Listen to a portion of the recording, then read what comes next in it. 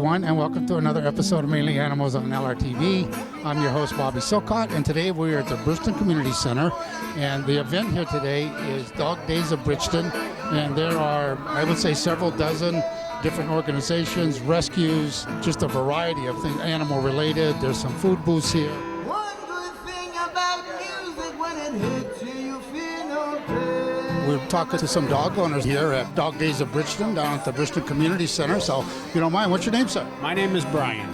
Brian. Yeah, who have you got with you? I got two of my daughters here. That's my oldest, that's my middle daughter, and we have one son. We're out here, beautiful day, Dog Day of Bridgton. Yeah. Very nice. And who do we have here? This guy here, his name is McGraw. He's a 4-year-old English lab. Yeah, the English is... He's got the big block head on him and the heavy weight. So, A little portion, the doctor said. little portion. Yeah, but like me too, so it's all right. So, if you don't mind, where do you come from? What We are from Massachusetts, but we have a second home here in Bridgton. We love it up here. Someday we'd like to be in this area. That sounds like a good goal to me. Well, thank you very much. Thank you. Yeah. Enjoy your day. Karen. Karen? Yeah, and what's your dog's name? Chaz. Karen, and what type Yep. of dog is? She's a Cane Corso. Yeah. She's 7 months old. Oh, yeah. Will be a very large dog. She will be. Yep. My name is Dan. Dan, who have you got here? We have Cricket in the orange and Kirby in the yellow. They're both available for adoption. They're last of 4 from their litters. They're a healer and cattle dog mix. They're extremely friendly. They're great puppies. Still working on sitting a little bit of potty training, but they're doing very well so far. And how old are they, do you know? We estimate about 4 to 6 months old. Oh, yeah, so they're very much puppies. Yes. Yep. We think they'll be probably 45, maybe 50 pounds at most. But we never know. We don't know what mom was mixed with. We never met her, so that's just kind of an estimate. Yeah. So. Do you have, are these dogs on websites? So we're on GrammyRose.org. All of our dogs available for adoption are listed, as well as our pending dogs, in case you wanted to get on a wait list. So the dogs are on there, gives a little bio on them maybe, as much as you know. yeah, exactly. We try and put as much as we know, a little bit about their personality, where they're at with potty training, things like that, how they do with other dogs, whatever we can. We're not your traditional rescue. We have actually 6 log cabins that each dog resides in. There's a full living room, bathroom, little kitchen area, laundry room, and then you go out back, and each dog has its own bedroom. Still kind of a kennel, but we try and have it a little bit bigger, nicer of a room for them. There's fenced-in backyards off each cabin. We have an 1.5 acres of play park fenced in, and then we have about 2 miles of walking trail on property as well, with a farmhouse, so we can take the dogs for pool parties and stuff like that. Wow. So these dogs are living a good life. Sounds pretty rough being down there, Grammy Rose down. Tough. I always joke and ask what I have to do to get on the rescue list. Good boy. Good boy. Well, thanks, Dan. Appreciate your time. Of course. Have a great day. Yeah, you do. So, who have you got here with you? This is Mama. Mama? Yep, she came from down south. I'm not sure if it was Texas and Louisiana, but she was a stray. She was found at a truck stop. She wasn't spayed or neutered or anything, and she was basically used as a puppy mill. So how long have you had her? we've had her at the facility about a month or so now. So She's up for adoption. she is. She's a wonderful dog. She wants to say hi to everybody. She's friendly. It's just as simple as going to the website, fill an application. The application, and there's also, they have a list of dogs that they currently have for adoption on there. They also have a spot where you can donate a list of dogs that they've adopted out, pictures of them with their new families, and it's a great place. So bring these animals mostly from down south, bring them up here, try to acclimate them and socialize them and get them ready for adoption. Yep. It place them with homes. So if somebody wanted to volunteer or adopt or anything, how do they get in touch with you folks? You got Right on the website, GrammyRose.org. There's a section there for volunteering. It's a wonderful thing to volunteer. Who do you have here with you? This is Forrest. So he's about 3.5 months old, and he's an American Bulldog. He looks very cunning. So Forrest, what is he? Your dog? Yes, he is. Yep. Oh, that's nice. Yeah, you got to bring him, huh? So he came from Morrison's American Bulldog. So, yeah. Have you? They're out of New Hampshire. A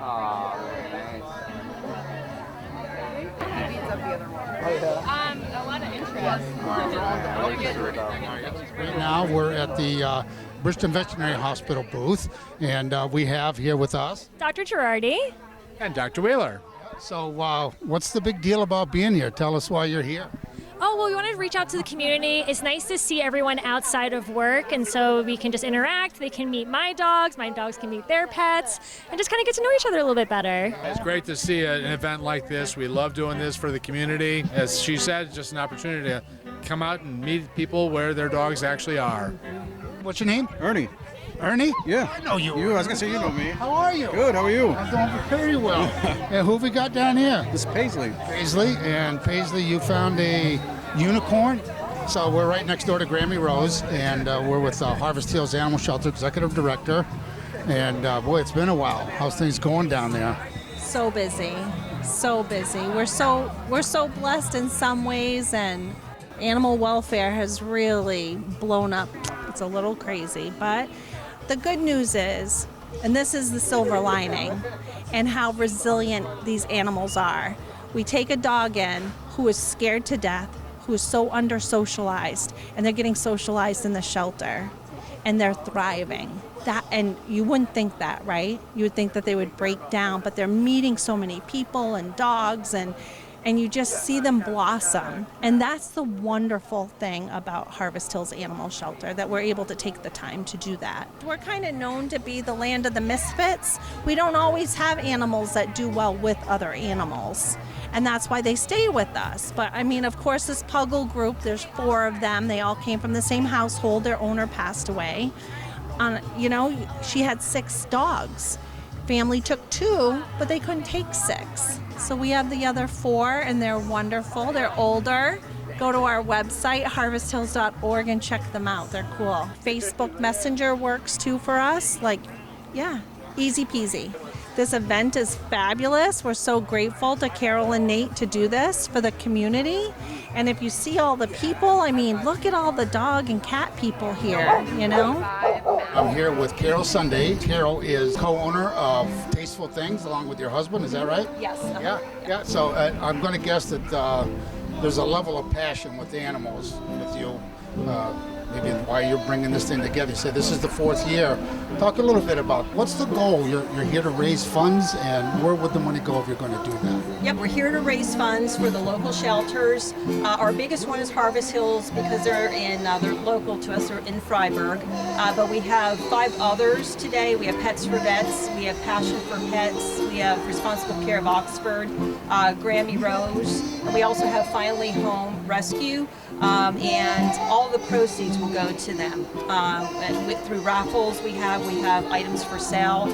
Each of the vendors spend a little bit of money to have a space here, and then all the sponsorship money, so all the proceeds will go to them. Would you just like to put a plug in for your business, Tasteful Things, and talk about that a little? Absolutely, yeah. My husband owns Tasteful Things. We're a specialty food store. We have a location right across the street here on Depot Street. We specialize in oils and vinegars, balsamics, and extra virgin olive oils. We also have a location in Naples. We're right next to Freedom Cafe on the Causeway. And we have a few different things that we sell there, but our main product are oils and vinegars. Border Collie.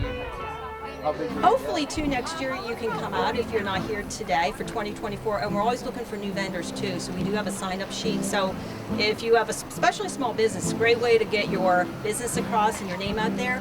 And if you want to, you can contact us at msunday@maine.r.com.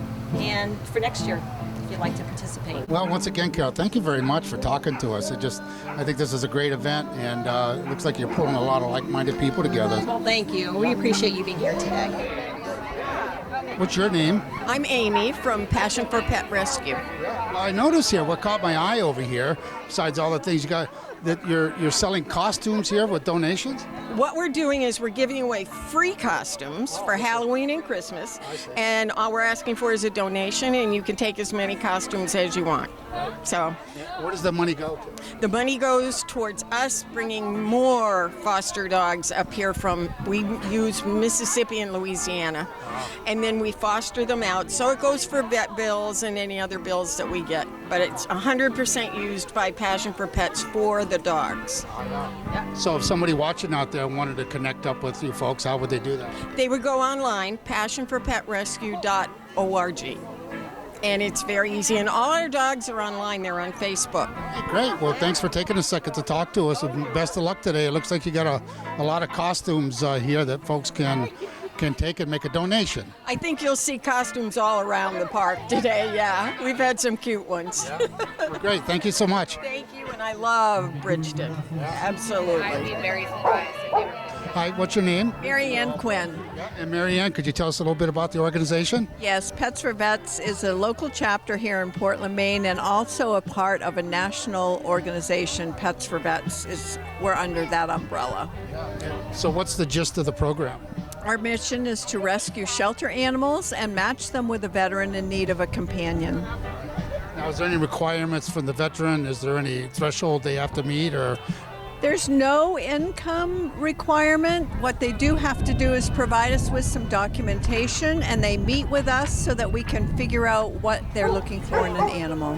How many animals have you placed in the area with veterans? We've done about 20 animals, and we are continuing to find animals and match them with veterans. So how would, if there's a veteran out there, a prospective veteran, how would they connect with you, and what would be the steps that they might need to take? Pets for Vets, PETSFORVETS.com. Go to that website, and then they click on the word apply. When they hit submit, it will go to the national folks, and they will send it on to a chapter that will work with them directly. I see. Yeah, so this is nationwide, you say? It is nationwide, yes. So you must be fortunate. You feel fortunate that you're to be a part of that here in Maine. I feel very fortunate to be a part of it and helping our veterans that are so deserving of an animal to help them with their anxiety and their PTSD and depression and whatever else. Yeah. And we have an organization here that I've been working with personally recently, Finally Home Senior Dog Retirement and Rescue. Is that correct? Retirement home, yeah. And your name is? Lori Dorr.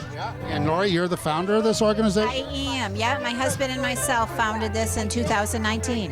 My husband and myself adopt senior dogs that need a home. So currently we have 13 dogs, and we keep the dogs until they pass away. We provide vet care, food, bedding, anything else that they'll need, especially love. Until the end of their days. So most of the dogs come from here in Maine. Mainers who maybe have a medical issue and can't take care of them. Maybe they go into a nursing home or into assisted living and can't take care of them. So very legitimate reasons why they can't take care of their senior pets. And we take care of them, and they get to come and actually visit their pets after the dog is transitioned. So that's very nice for them to be able to see their pets again. They don't have to take the dogs to the shelters, and they can see them again and know how they're doing. We also help to rehome other pets that we can't take. We have obviously more people who want us to take their dogs than dogs we can accept. So we help to rehome them, and we just started 2 funds to help Mainers keep their dogs in their home if it's just financial reasons that are why they have to surrender them or rehome them. So we provide help financially for vet care, anything else that they need so that they can keep their dogs themselves and not have to surrender them. Yeah, owner retention is a big part of this whole thing, so that's something you're able to do. Probably somewhat limited. I mean, funds they can't be unlimited, but you're doing all you can do. Right. We go to events like this to help raise money. Some of the money, like I said, helps to pay for the dogs that are in our home, but also helps other Mainers keep their dogs in their homes. Yeah. So if folks wanted to find you, maybe help out, learn a little more about your organization, where would they go to do that? Well, we have a website, finallyhomemaine.org. They can do that. They can email me or call me. We're right in North Yarmouth. People can come out, contact me, and we can set up an appointment if they'd like to come visit or if they need help. You're also on Facebook as well? I'm on Facebook, yeah, Finally Home Maine. I was fortunate enough to be able to come to your open house. and it seems the following is really growing for the organization. I hope so. I feel like it is. And I know there's other organizations that are starting to think about doing the same thing, or other people who are starting to do the same thing. So I think that's great because I think senior dogs are overlooked sometimes, especially in the shelters. People want puppies or younger dogs. So I think that's a good thing. Yeah. Right, and I've adopted senior dogs in the past, and they're already there. They know so much, and they're just really social. I noticed the other day when I was at your place, most of them were pretty laid back, easygoing, and a typical senior dog. Yeah, senior dogs are awesome. I highly recommend them to anyone. All of my dogs, 13 senior dogs, you'd think maybe it would be loud in my house or there'd be fights. No, they all get along. They all know that they're loved and they're all going to be taken care of. So there's no competition or anything like that. Senior dogs just want a nice soft place to lay their head and 2 or 3 square meals a day. And yeah, they don't ask for a lot. So. All right, well, great, Lori. Thank you very much for talking with us. So there you have it, folks. I want to thank you for joining us on Mainly Animals on LRTV. Farewell from the Dog Days of Bridgton here at the Bridgton Community Center.